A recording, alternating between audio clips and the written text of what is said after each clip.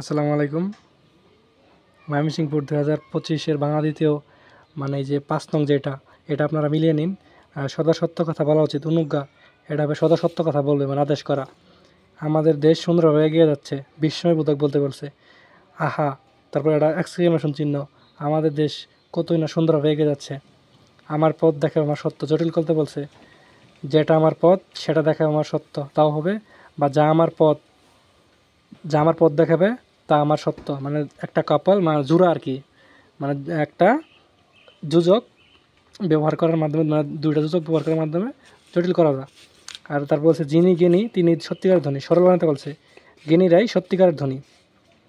তারপর প্রশ্ন করতে বলছে, এটা হবে সাহিত্য কি জীবনের স্বাভাবিক প্রকাশ নয়, যে একটা প্রশ্নবোধক চিহ্ন।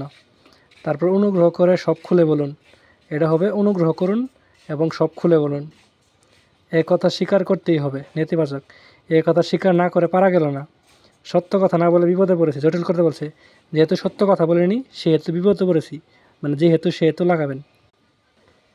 এখন পরীক্ষায় কে কীভাবে লিখছেন, এভাবে লিখলে 100% মার্ক পাবেন। এখন আপনারা কতটা হয়েছে জানায়েন।